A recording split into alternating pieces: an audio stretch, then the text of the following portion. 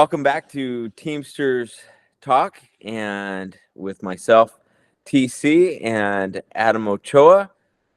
Tonight is episode 5. Thank you guys again for the support and getting us here.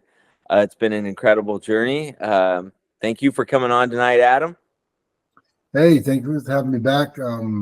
It's just been amazing. The input and the feedback from all the members, both locally and everywhere else for that matter. It's been heartwarming, touching. It has inspired me and Tom to both not just continue this, but to sort of re-energize us to really push down some other avenues. And I can't thank everybody enough for your taking the time out of your busy lives to give a chance to listen to us talk to you about these issues. So once again, thanks. Thank you, Adam. Tonight we're going to cover a few different topics, so it's going to be kind of a little bit of a mod podge of different stuff on people's minds. Starting with updates in the negotiations, specifically more pertinent to our local, the local 948, is the NorCal supplemental agreement. There is the National Master Agreement negotiations going on right now, and all other supplemental agreements save NorCal and the local 89. Am I correct, Adam? Yeah, Louisville. Besides those two, all others have been have a tentative agreement. And what's the holdup? And why? We heard so much from our president, and I'm not talking down about him because I thought it was a good strategy, and I get that he got word from both of these supplements that are on hold still to go ahead and start those nationals. But his strategy from the start was that we're not starting nationals until all the supplementals are done, nailed down, and then we're good to go. And I can't help but feel like listening to those guys urge him, hey, we're close to something, or we feel like we're close to something. I'm not sure what they told him, but they said go ahead, and they convinced him to start those nationals. And looking back now, what was that, like a month ago? 3 weeks ago? 3 weeks ago. 3 weeks ago, and we still don't have those supplementals agreed on. I feel like it was a bad he got bad information, and I think it wasn't smart to move on. It's easy to say that now, looking back 3 weeks. That might have been a hard call to make, believing the guys who were telling you you're close to something, but obviously they weren't as close as they thought they were. So we're going to talk about some things that we're hearing down the wire, and our trepidation about these negotiations right now, and what we're hoping to see happen. Adam, you want to tell us what we've been seeing on some social media and some rumors, and where we can go from here? Well, to Tom's point, we had mentioned before that the stance that the IBT took, that hey, national negotiations would not continue until the supplements were done, was different, and not necessarily bad either. I mean, I think it definitely had its leverage points and things that made sense. Backtrack to about 3 weeks ago, the parties that be decided, hey, listen, there's only 2 supplements left. Let's move forward with the national. My thought was they thought they were close, right? And not hold up the whole country. Let's get that going and we'll get that done. But we're 3 weeks into it now, and with no report or no news that there's anything any better. A couple of things that we've seen on some social media posts, things that are out there, that there seems to be an issue or a package deal that UPS is presenting, and they're not willing to fix certain issues unless they get this package of things they want. The issue that seems to keep coming up in various, to Tom's point, social media posts and things that are out there is that the company wants, which is a change to the grievance procedure, wants a standing arbitrator. Now, the concept of a standing arbitrator isn't new. And what that means is that in our current system, you have steps to your grievance procedure, which is your local review, which is what your business agents and the members see usually at their building. That's the first step. Then if not, you go to a panel, which for us is our NorCal panel. If it deadlocks there, then you go to the second level panel or the West. And then you go to a national panel. And then if it can't happen there or deadlocks there, then you have an arbitration. Some of the country has had standing arbitrators before, but here's the key. For a lot of those places, that's what they've had. And while on the surface, a standing arbitrator might sound appealing because it's potentially a way for grievances to get settled faster, but what it also settles faster, and not to the benefit of the member, is terminations. And especially in NorCal, where 99% of the terminations and suspensions, for that matter, are working. So, give you an example. Tom gets, fired for work performance. Well, that's not a cardinal sin, and the only cardinal sins we have in NorCal are theft, gross insubordination, and intoxication, or under the influence. Otherwise, anything else you get fired for, attendance, anything else like that, you just continue to work while your case is moving through the system. So there's no benefit to fast tracking that, even if the company has a great case, right? Because that's going to deadlock its way through the panels. Then it's going to get submitted to arbitration. I mean, you could be a year and a half down the road while you continue to work. Number one, knowing you might lose your job, so you're having time to prepare. Or number two, let's be honest. Those of us that have worked at UPS long enough realize that a large number of the terminations are emotional decisions by management to make a point with somebody. Prime example, they discipline harder on Mondays and Fridays sick calls than they do during the week. Why? Because number one, they assume you're lying, right? Because nobody gets sick on Monday and Friday. You're just trying to get a 3-day weekend, which always kind of cracks me up. But so the time that it takes in our current system for those terminations to adjudicate themselves, which is lengthy, it gets their, sort of their feeling out of it. It gives space between where everybody can kind of step back and go, it's probably not a termination, right? Maybe the guy he'll serve a 1-week suspension, or something less. Or, it just didn't warrant anything, right? It takes out that whole other issues that may be tied to that termination. So it's no benefit to the member in NorCal to fast track a termination.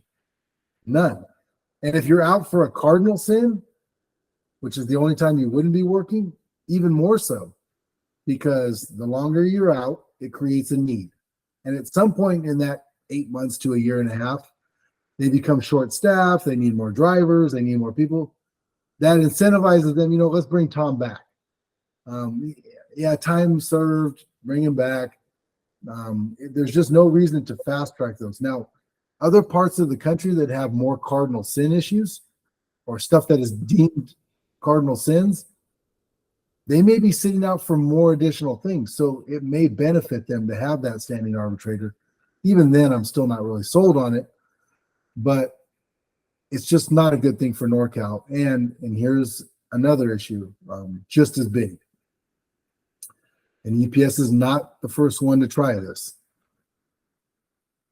What they can't get in negotiations, just whatever the issue may be, they will then, once the contract is signed, continue to violate that issue and just keep rolling the dice in arbitration that an arbitrator is eventually going to agree, oh yeah, they have the right to do that.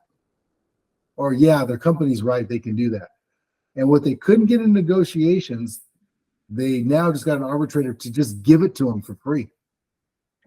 And other companies that have that standing arbitrator, even non-standing arbitrators, will continue to run the same issue over and over and over and represent their case a little different each time, right? With a potentially different arbitrator. And they will start to basically change the contract through a third party arbitrator who had no part in negotiations.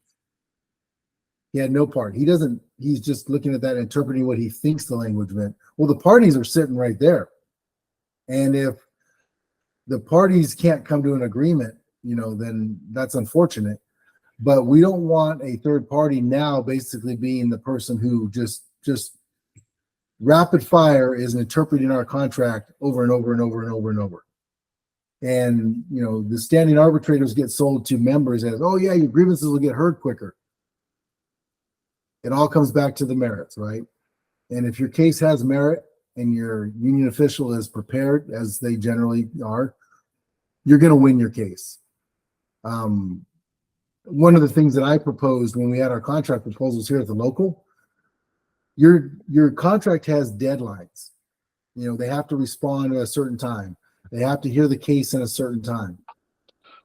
The problem with those deadlines is when they violate them and don't meet the deadline, let's say they're supposed to put the case on this month. They'll just say, well, we can't, we're going to postpone. Well, they've already used their postponement. So what I had proposed in ours is that every one of those deadlines comes with a penalty paid to the member. And it's a very severe penalty because the member is the one who's waiting, right? And you could even argue that there should be a penalty to the local union because they're trying to get that case put on for the member. And they show up ready to put on the case, and the company goes, oh, we haven't had time to review it with them yet, so sorry, we need another month, because the panels meet monthly. And the union and the grievant are sitting there going, hey, we're prepared, we're ready, let's go. Oh, we're busy. Oh, we couldn't get you the information you requested 2 months ago. So if there is a severe penalty paid to the local union and the member weekly for that case not being fixed, that's going to incentivize them to just get the thing done. And that would be to the union's discretion, right? The union could always waive that if they wanted, because to my earlier point, they want to put some space between the issue and the final resolution to get the company to calm down. But the hammer needs to be given to the union and its members that UPS don't stall the process. If you do, you're going to continue to pay us severely until you hear this case. Much better than a standing arbitrator, which we have no control over. And UPS will literally fast track as many grievances through their terminations, contract language they don't like, getting that arbitrator to hopefully side with them instantly. And now, yes, your case was heard sooner, you were just fired faster. It doesn't change the facts of the case. So something to think about if that is the holdup, which, like I said, this is just, things that are coming across our, from people that I know that, in the industry, things we've read on social media. And I hope that's not the case. But if we are looking at a standing arbitrator being shoved down our throat, that's something all the raises in the world won't matter, because everything that you don't want in your contract, they will be forced and be using that standing arbitrator to try to push it down your throat. So that could literally cost you your job for something very menial, just because some manager has decided he's going to make a point. So it sounds like it could really end up circumventing the entire agreement, which totally. Why even go through the effort then, right? Totally. Because you're creating a weekend system that can literally do what they're famous for doing and reinterpret everything. Yep. And we also don't kid ourselves. The most fickle part about anything is the wages, right? So we've talked about this before. There is no way, I just can't see how we don't get the best financial contract we've ever gotten. It's going to happen. Because UPS, just to survive, just to get part-timers to work for them, they've got to bring everybody up to at least $20 an hour. They're dying on the vine because of the turnover in their part-time ranks. That's going to happen. That's not some big hard thing to get in negotiations. It's going to happen. And even your full-timers, especially your full-timers in your metropolitan areas, right? Big cities. The current wage is not paying the bills. They're just if you're in, New York, LA, Chicago, San Francisco, the current wage is decent at best, right? They're barely making it. And that just is what it is. And then add this record inflation we've had. Getting the best wages ever is a given. What UPS is going to try to do is sell it to our members that, well, we gave you these great raises. So, but to get that, we had to have this standing arbitrator, right? We had to have this whatever. We owe them nothing on that front, right?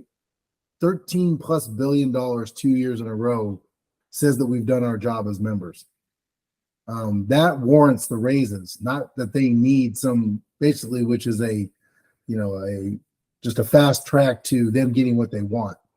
So don't get bought into they're doing you a favor by giving you some great raises. That's what they should do anyways, right? That's what's necessary for them to, survive and get good people into their part-time ranks. Our part-time members, as we said before, part-time members do the toughest and the worst work for the least amount of pay. And that's part of being entry level, right? I think we all understand that, but it's not an excuse to be underpaid. And hey, it's hard work. It's tough work. And so, as far as an update on negotiations, that seems to be one of the drivers that NorCal is not fixed. And so the solution to that, and this is easy, is follow through with what was originally stated. Hey, we gave it a 3-week test, right? And I applaud the parties, both of the IBT and NorCal, for saying, you know what? We can get this done. Let's let national negotiations continue. But it didn't work, right? So now we need to go back to our original stance, which is, hey, shut down national negotiations, deal with Local 89 Louisville and NorCal Committee, finish those supplements, get off whatever it is you think you have to have UPS, because obviously you don't have to have it. You've made plenty of money in NorCal. Just get off that and move forward. And just from what I'm hearing from, and just different posts and even the stuff that's been released from our committee, right, is UPS just still continues to balk at things that aren't even new. It's just things like, hey, fix payroll errors, right? Fix vacation accruals, stop the harassment. You should do that anyways. I mean, the fact that we have to bargain for them, I get it. Everything's up for negotiation. But if they're saying we won't do that stuff unless we get this new language, which, by the way, totally benefits us, that's not bargaining. They're not bargaining in good faith. So, the standing arbitrator is what is holding up the NorCal contract. Company needs to come off of that, and the IBT needs to shut down national negotiations and support us in that, because I'm not sure what the issue is in the Local 89 supplement. I've heard, things that, it's a lot of stuff. That's an air hub, and things, and there's some language in there, and to our brothers and sisters in Local 89, right? And that supplement, same thing. There can't be something that is so damaging to UPS that they have to have it so badly that our brothers and sisters in Local 89 are being leveraged by the company, that we're not settling this contract until you give into this. No, they should not give in. They should not. And the rest of the country, should support that by telling, the IBT, hey, shut down the national negotiations. Let's support our brothers and sisters in 89. Let's support our brothers and sisters in NorCal, which is half of the state of California, by the way. Let's do that. And let's get UPS off of this now. Get the issues resolved. Move on as a union, right? One union behind the national. Get behind our negotiators at the national, and let's go out and get the best deal for our members. I agree. I'm kind of surprised he hasn't already, because he knows those supplements aren't solved, and so I'm kind of surprised that he hasn't already said, you know what, enough is enough. If you guys can't come to the table and make this deal, then we're backing away from the national. until you do, just like we originally said. Yep. Hopefully he sees that and he makes a statement soon to something to that regard, to help our supplementals, give UPS reality check. That being said, do you know who are on any of the guys who are on the committee that are up there in negotiations right now in the NorCal? So yeah, I know most of them.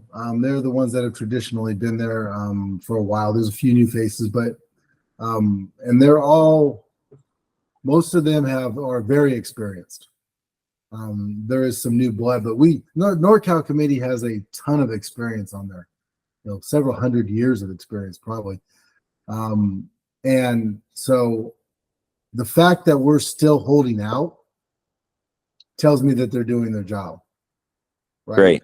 It would have been easy for them just to fold under the pressure of, well, you guys are the ones that are holding up the whole thing, and which is nothing new for NorCal, by the way.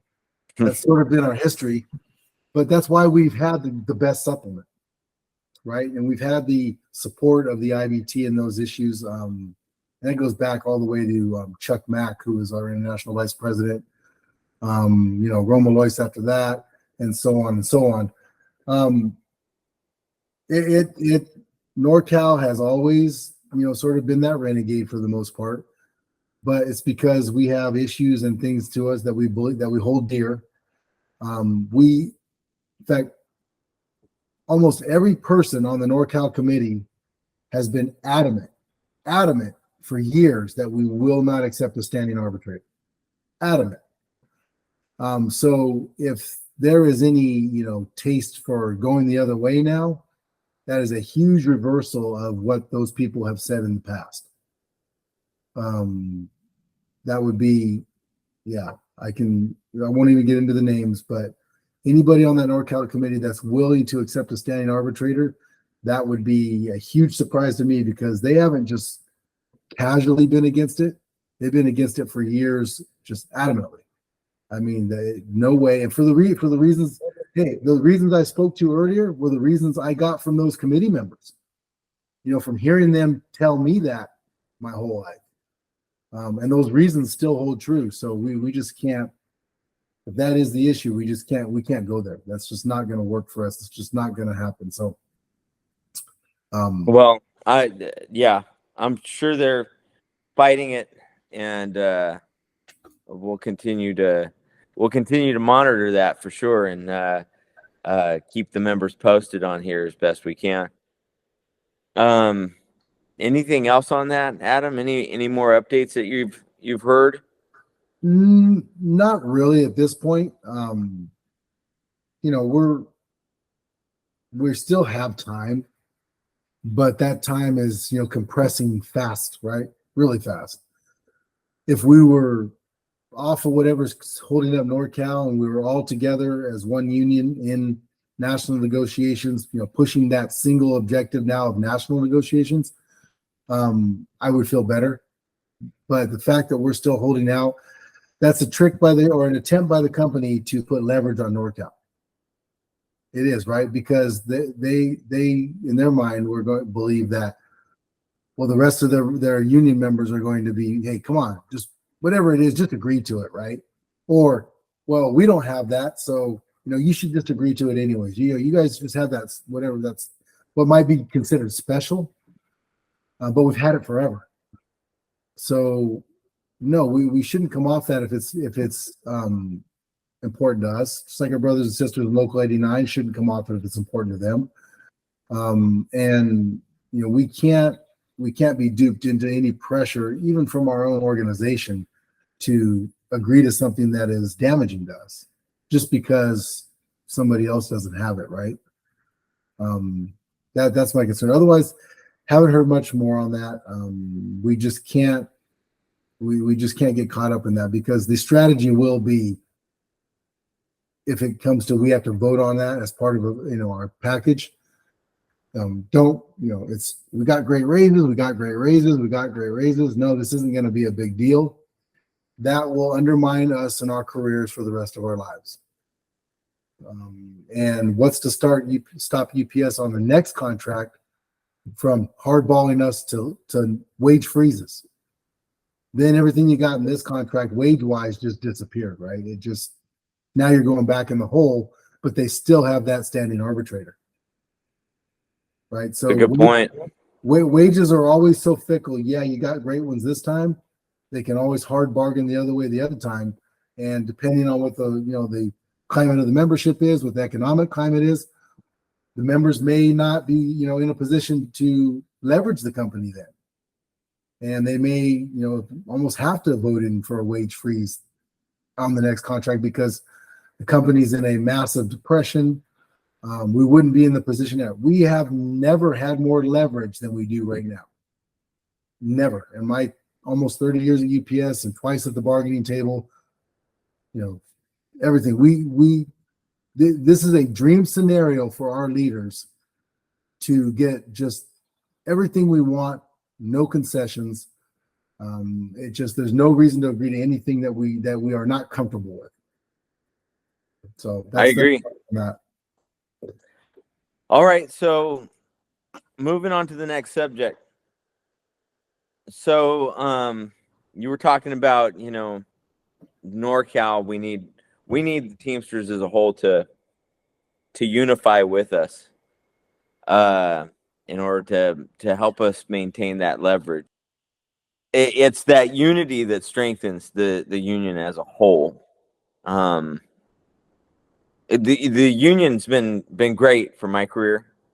Yep. Great for Adams, I know. Great for many of us. I mean, so many guys and girls that I've met over my entire career. I've almost been 30 years as well, like Adam, and it's been an incredible journey. And now, ironically, in making these videos, we've run into a couple of haters out there. Shout out to you guys. Thanks for letting us know how you felt. Apparently, Adam's brought it up before that there's somewhat of an anti-union sentiment out there in the media. That's not new. And why is that? Why? Because big businesses own big media, right? And they don't want to have to deal with unions. But the truth is, some of these haters brought up the fact that they kind of compared a union to socialism or communism, something to that degree. And I don't care where you stand politically. That issue is a silly comparison in my book, because actually in my eyes, unionizing employees, unionizing labor is actually one of the most capitalist endeavors in our society. Why is that? Because to me, in a free market like we have here in America, if you have an industry, and let's say that you've got 3 companies in that industry and one is dominating the industry. Well, in capitalism or for a free market rewards anybody with an edge, right? It rewards anybody who can strategize well, it rewards anybody who has a pertinent product or works harder than the other guy, is innovative, cutting edge. Anything that gives an edge is rewarded by free market. Well, let's say in that same scenario where you've got an industry with one dominating company and you've got 2 others who are fighting for a better stance in that industry. One of the strategies that they can implement is to unify, to merge. And nobody claims that they're being socialistic by merging their companies. They're simply strategizing in that free market and utilizing their resources together in order to become more competitive with the more dominant company in that industry. It's a good strategy and it works well. Similarly, every individual employee, whether he believes it or not, is a small company. and he's offering a product, and that product is labor. Now, when you offer up your labor individually, you get paid less because you're offering your labor at a discount rate. You're basically, I heard somebody put it once, you're offering labor at wholesale. Now, a good strategy is to merge with all the other labor around you and unify in order to create leverage, in order to create a strategy that helps you compete with those who would like to buy your labor. Now you're offering up a major group of labor instead of just one little drop in the bucket. And when you do that, you bring value to your product, which is labor. And by bringing value to that, you create, instead of, let's say, what capitalism once came out of was feudalism. Before that, it was feudalism, and there were lords and there were servants. And people worked for the lord of the land, whether they didn't have a choice. And so they were very low valued work.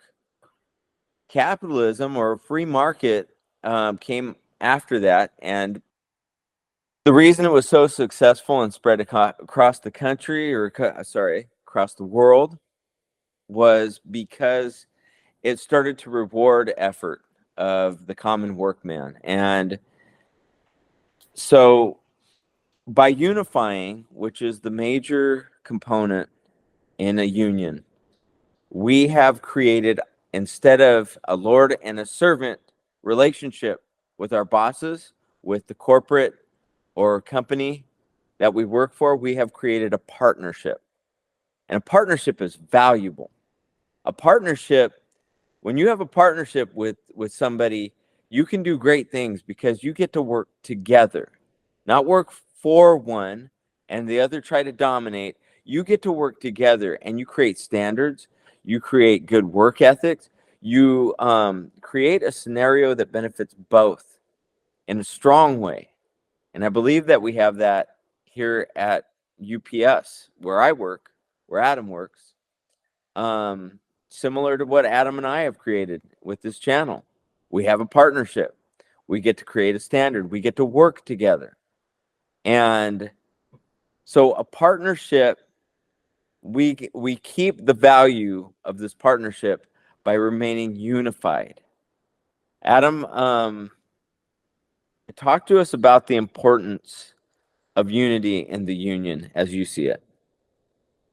Well, it is the backbone of everything that makes us what we are, right? It is the fact that we've come together as one organization. And we talked a little bit about this in the last video, which was similar to this, great nation that we live in. We have differences. We have different, states, different cities, different counties. But at the end of the day, we're all Americans, right? And that's our unifying sort of cause. As Teamsters, we may not always be at UPS, right? We may be at a cannery. We may be driving a bread truck. We may be driving a tanker truck. Local 948 has all of those. But you're part of something bigger than yourself. So bringing it back to UPS, we have this new building that we've been in now for 2 years, almost 3. And that has brought brothers and sisters from other local unions. We had people transfer in from Local 70 in the Bay Area, Local 431 in Fresno, from our brothers and sisters in Bakersfield, from Lathrop, Local 439, 87 in Bakersfield. But once they all come to this local, we're all 948, right? There is no more, well, those are the people from Bakersfield, or those are the brothers and sisters from Oakland. No, we're all 948. Anything less than that, if we allow ourselves to be divided because of where we've come from or because of our ideas, if anybody's promoting that, that is as a disservice to us as members. That only benefits the company, right? We need to walk in our building and wherever you're looking at that, whatever facility you're in, whatever local you're in, and realize that you're all one local, part of one great union. Hey, I thought that the change and the new ideas and the new perspectives that our brothers and sisters who have transferred in to Local 948, that change and that perspective has been great, right? It gives us a new information, new ways of thinking. We came from a very small building, right? And it's easy when you're in a small group, but it's the same group for a long time to sort of become regimented into certain ideas. But, having the fresh blood and the fresh ideas and the fresh perspectives, we have an amazing membership at 948, an amazing membership. I learned stuff sometimes at the membership meeting, listening to our brothers and sisters at Del Monte or CMEX or Rouen talk about issues they're having, because it's like, hey, we got the same issues at UPS. And then the banter back and forth. You know what? That's kind of, as Tom knows, we recently made a motion from the floor to start educational committees at UPS and Del Monte. Both me and Tom sit on that, and what we're doing is coming up with, I think there's 13 of us on the committee, Tom, coming up with information flyers for the members, what we think the members need to know. I don't believe the Del Monte one has been enacted yet. The local union will need to get that going, but it's sort of an idea that really we should have for everyone. And it does two things, right? That's the sharing of information between all of our members and the local. That's how we get better. We are blessed to be in a union that we have the ability. It's a democratic union, right? Our leaders are elected. They're not appointed by a higher place. They're elected all the way from the local union to the joint council level to the IBT, to your regional level. And we cannot, especially at this critical time at UPS in a negotiation, we cannot allow ourselves to be segregated because of where we come from. We are all 948. We are all Teamsters. We need to band together and be a unified force, to let the company know that you're not going to separate us in any way. We're going to stand behind each other, and we're going to get this done. Anything less, and we will fail. We will fail. Yep, I agree. And I think, how do we do that? How do we create more unity, or how do we look at ourselves and say, am I unified? Am I supporting my brothers and sisters that are part of Teamsters? And what does that even look like? How do we do that? And I believe that the way we do that is by being humble. First of all, you be humble, you check your ego, and you ask yourself, am I being a team player? Am I thinking of this guy who works, down the way from me, and he just got hired, or this lady who's been here for 20 years, and her family that needs all this good stuff? Am I thinking of the drivers who are going out daily, or the shifters in the yard? Am I getting to know them? How about reaching out a hand and saying, hey, you know what? I don't know you. I don't know your story. I'd love to get to know you. Are you finding out who the people who surrounding you are, or are you just coming in and getting a paycheck? Because they are people. They have lives. They have people relying on them. They have, some of us have been here for a long time, and we know the value of what we have. Some of you have just come in, and you're just starting to understand the value of what you have. But we're all in the same boat. And in order to see that we're all a team, it really takes humility and checking your ego. So be team oriented, and don't just be about the paycheck. That's my advice. Anything on that, Adam? it's critical that those of us that have been there any significant amount of time take the time to do what you just said, Tom. One, I'll tell you, package car drivers have the greatest opportunity to mentor somebody. They have a preloader that's assigned to their truck every day, right? And that person is generally not high in seniority, right? Especially in our building where we have so many new faces. There's some senior part-timers out there, and they all and too can also do that same mentoring. But the bulk of part-timers are lower in seniority, and a package car driver has the ability every day to, number one, install unionism in our members, right? Tell them what it means to be a Teamster, and inform them that it's not the company that the company doesn't pay them these wages and these good benefits and a pension and seniority. If the company had their way, none of that would exist, right? All you got to do for our building, we have an Amazon building right across the fence. They're minimum wage employees with little to no medical. If they have medical, they pay for it, right? A 401k that they pay for, no seniority, no job security.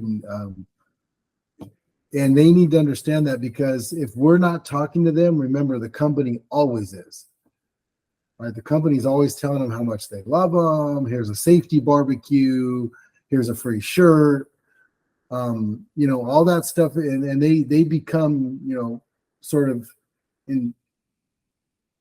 they feel that the company is taking care of them. They're not. They're not. Everything that we have, that me and Tom have been blessed with, that even a new part-timer is blessed with, is because they are union members, and we need to take the time. I know we're all busy, but 5-10 minutes a day with your part-timer or a part-timer, drivers, feeder drivers, clerks and car washers, we all cross paths with our part-time brothers and sisters. We should be giving them a little piece of that unionism, because that's why we'll win everything. And let's take the contract out of it for a minute. There are day-to-day struggles that happen at work every day that our members don't need to struggle with.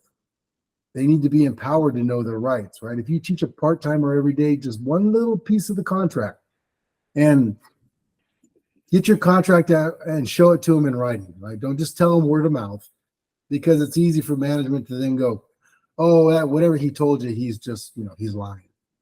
You say, well, no, he actually pulled out that contract and showed it to me in writing, right? So I know paper is becoming a thing of the past, and a lot of us are using the Teamsters app. But however you do it, I have this on PDF on my phone, so I always highlight the pertinent language, screenshot it, and I go, what's your phone number? Oh, boom. Now they have it in their phone, a direct shot right out of the book. I don't know if you can do that with the app, if you can highlight and screenshot. I know you can screenshot. I don't know if you can highlight. So that's why you can do it in reverse. I've actually done a screenshot, and then you can highlight it. Screenshot. Yeah. Got it. Okay. So take that time, brothers and sisters, because remember, we're all in this together. Nobody is of more value than anybody else. Every union member holds an equal value to our organization. And I know sometimes it doesn't always feel that way. We talk a lot about issues that are going on with full-timers, right? 224 and subcontracting, and there has been, fair amount of talk about part-timers getting a good raise. That has been an issue. I mean, that has been brought up. I will definitely say that, but it's not two different groups, right? We all have issues that are pertinent to our job and to our status there, and those should get equal attention. They should. We should never devalue someone's issues and needs, and either whether it's a contract situation or a day-to-day work issue. And I'll tell you what, some of the best things that ever happened to me was when a full-timer wasn't afraid to speak up for me. He saw a supervisor that was, violating my rights, violating my seniority, and he got right in that supervisor's face and was like, hey, leave him alone, stop harassing him. I'm going to file a grievance on you. And the supervisor would go away, and then that full-timer would explain to me, right, hey, you don't have to take that, right? Or, hey, that what's going on right there, You have the seniority to do that. Don't let them do that to you. And that empowered me, right? That empowered me. That is something that just, and we can't lose that going forward. We can't ever, and we can't be separated by full-time, part-time, where we're from, what our opinions are. We should value those opinions. Not saying we're always going to agree, but we should value those opinions regardless of who they come from. Embrace the new ideas and look for ways to sort of merge them and become a stronger unit. Because as we spoke in earlier videos, the company is going to be unified for what they want. Absolutely. They have no choice, right? They're at-will employees. They have a CEO who's going to tell them exactly what they're going to do and how they're going to think. And that's what they're going to do, or they're not going to have a job, right? So we need to realize that we need to be unified in every aspect, whether it's the contract, whether it's day-to-day operations. Do not let us be separated by anybody for that matter, even our own brothers and sisters, to try to say, well, that's that group, right? Well, yeah, well, that's the package car drivers or the feeder drivers, or that's the drivers who came from Bakersfield or from Oakland or Fresno. No, we're all one union. We're all one family. So let's make sure we stick together. I love that, Adam. Thank you for that. Yes. And to your point, welcoming new views. I mean, it only serves to strengthen you. You don't have to always agree with it, but listen and apply, new thoughts. See how we can grow together. I mean, I've heard so many new stories since this new building has opened up, and I've met so many neat people and different perspectives, because we came from different. I mean, this center used to be kind of the mom and pop shop of UPS. Yeah. And we enjoyed a really a different atmosphere. I said to people all the time when we built this new building and we moved in, I said, I never felt like I worked for such a big company until now.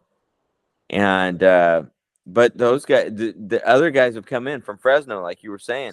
Those guys have always dealt with the big company issues, and it's eye-opening to hear some of their stories. And I'm grateful to know those guys. And from Bakersfield, some of those guys from Bakersfield were coming in a few years before this even happened. We got some transfers in, and I've gotten to know a lot of those guys. They're just, I mean, all walks of life, right? And you got so many perceptions that you can grow from. And I'm actually kind of surprised at just how good of friends I've become with some of these guys in such a short time.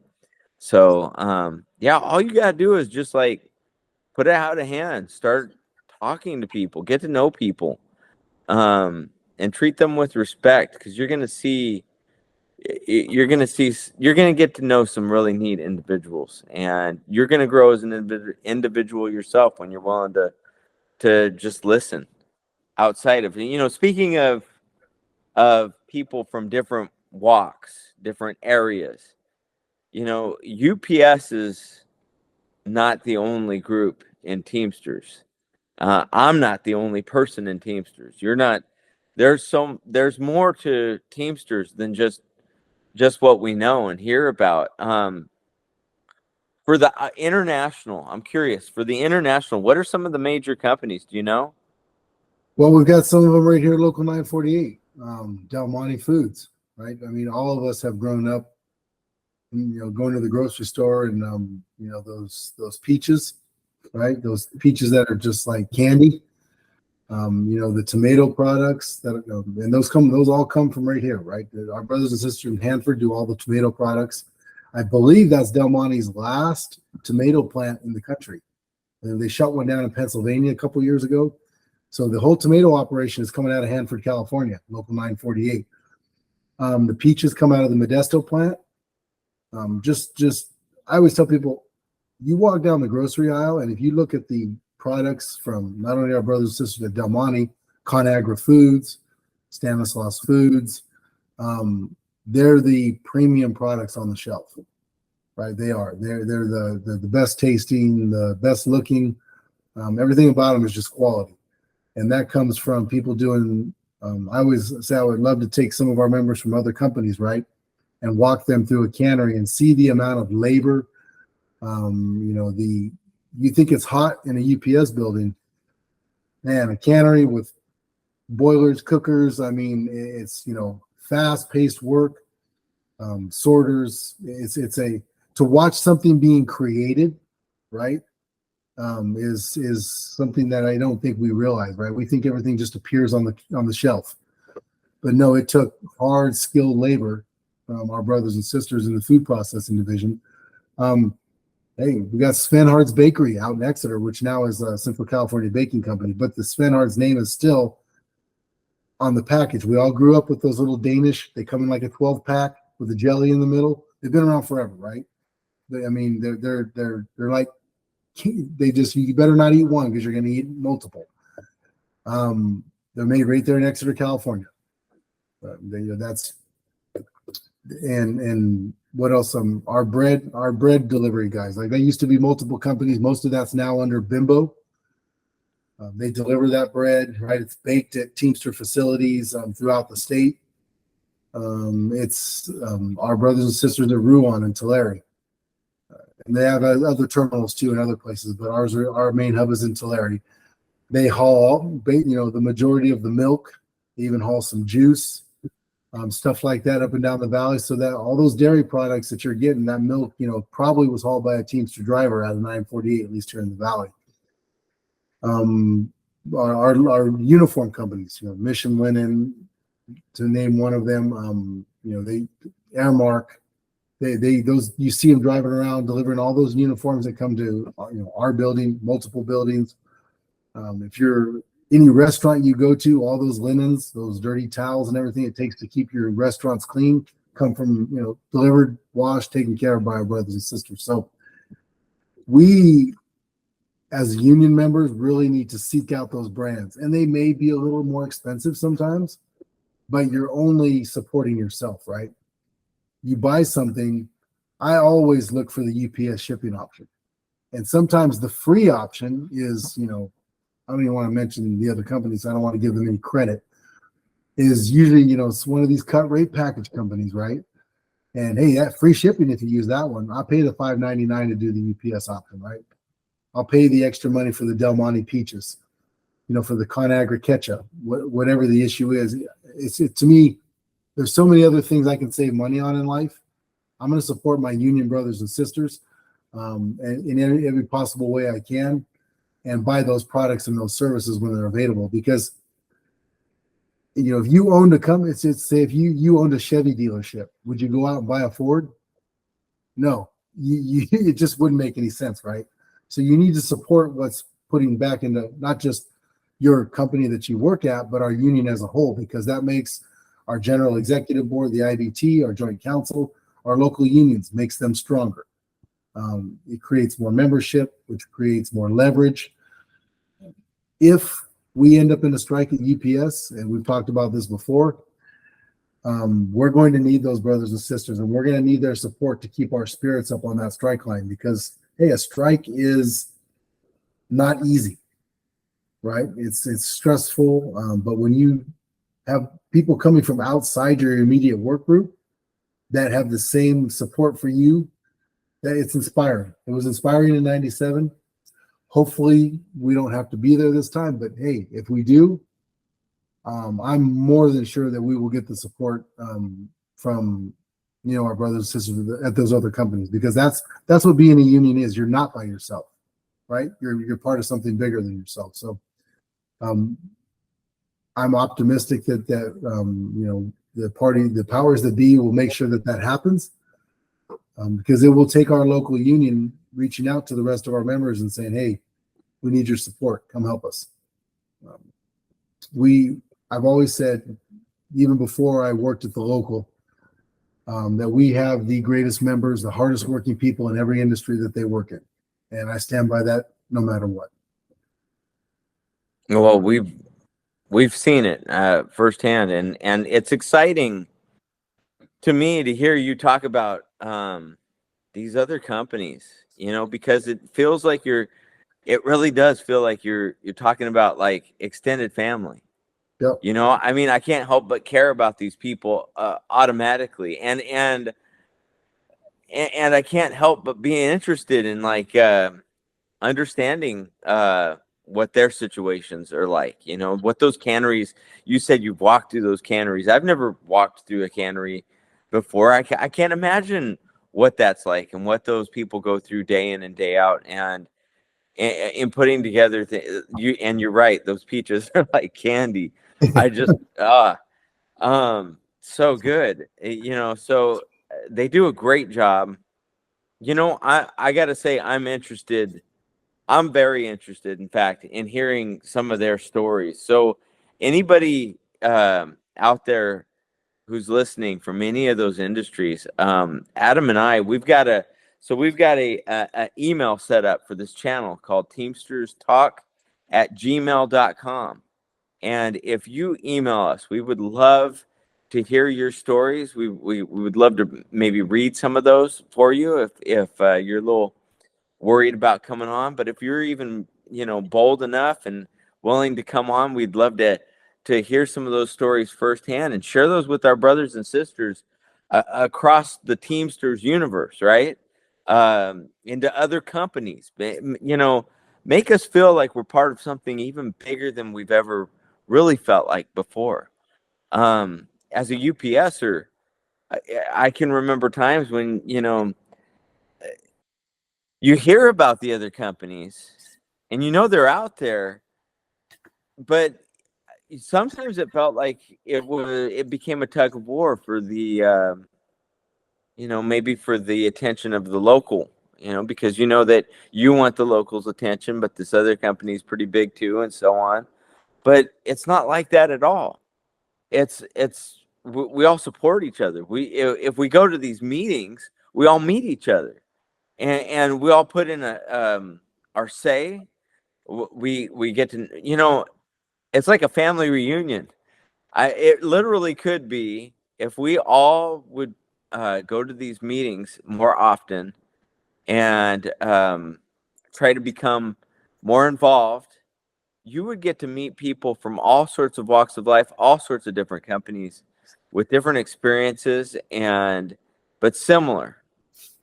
And you would start to see the grand scope of this this great movement called the union. And I you know what? I really want to hear some more of those stories and find out a little bit more about the jurisdiction of our local, and maybe get a little bit of a bigger picture of things that go on around here. Let's save that for the next episode. What do you say, Adam? Oh, I think that's a great topic for the next episode. And just to give you a geographical idea of how big Local 948 is, it goes from County Line Road in Delano all the way up to the Stanislaus River just above Modesto.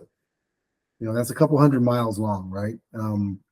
And basically it's food processing for that entire jurisdiction, minus, I think, Madera County. And then general jurisdiction in Kings and Tulare County. So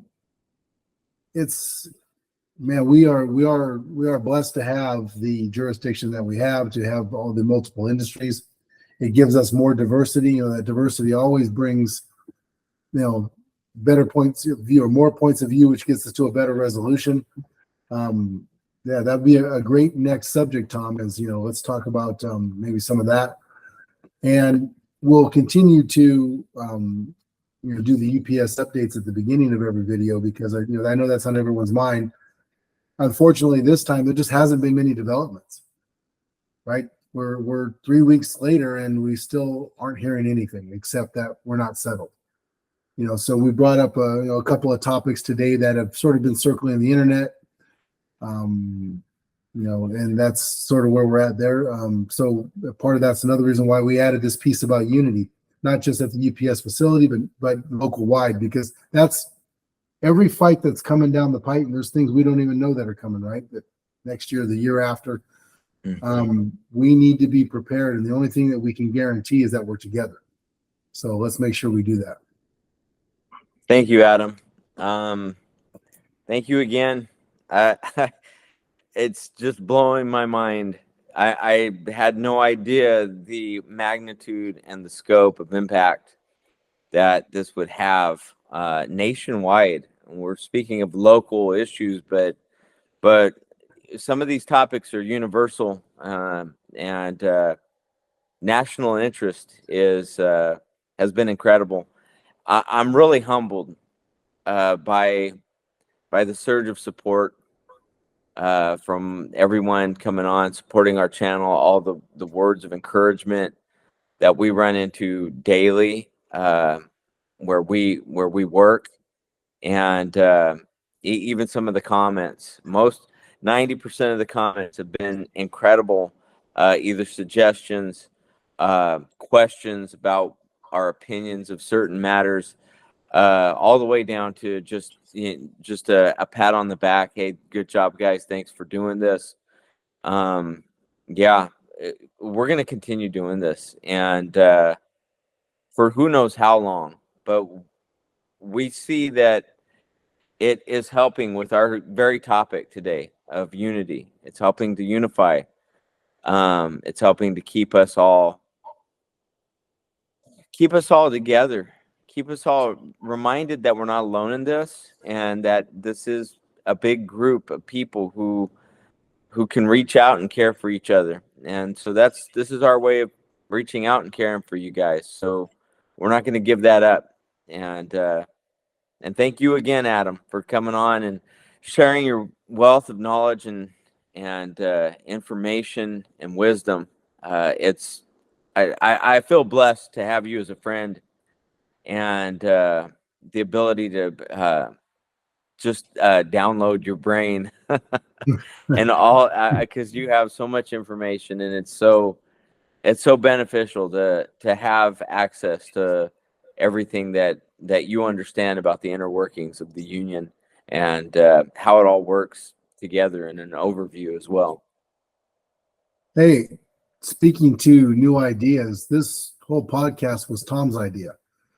I had never thought of a podcast or, putting this together, something like this. I mean, not at this level, right? And so this is just a prime example, when we're trading ideas. And the benefit of the internet now is that we can reach out pretty quick, right? We can reach out right to everybody's hand. And it's never been easier for us as union members to stay connected. So let's don't let these distract us with things that don't benefit us, right? And there's a million things on these, and for everything that's great about these, there's just as much bad, right? And let's stay connected wherever we can. I mean, that's, we started the Instagram account.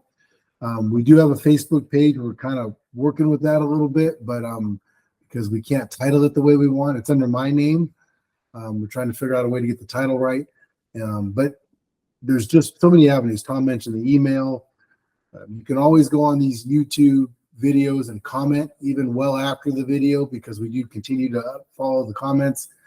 But just keep that coming, because the knowledge, I've been in the industry a long time. Yes, I have a large amount of knowledge, but the knowledge really belongs to you, the members. And I learned something from our brothers and sisters almost daily. I know Tom does too. And so just thank you again for your support. I'm still just amazed by the support. It's just inspiring. So thank you again. Thank you, Adam. And just as a reminder, we're not in any way part of the administration of the local 948, but we are members in good standing. And this is just a public forum for an opinion-based discussion of the topics that are pertinent to Teamsters out of our local. And that being said, you've said it before, Adam, and I'm trying to get in the habit of doing it. But please like and subscribe. I know it's cheesy, but man, it really does help us. And then we get to see how many of you we really are impacting. And again, you're impacting us. So stay strong, stay united, and get to know each other. Thank you again. And last but not least, because I'm just looking in my background here, we just came off Memorial Day weekend. So a salute to all our veterans. My dad was a Vietnam veteran. I spent the weekend at a Riverside National Cemetery visiting him and my uncle. And that's something for our veterans that have passed and those that are still with us. Thank you. Part of the reason we have the right to be in a union, the right to do just about everything is because our veterans have paid the price, right? And we can't thank you enough. So just on behalf of myself and of the channel, thank you. I can't just, man, it choked me up. So thank you very much.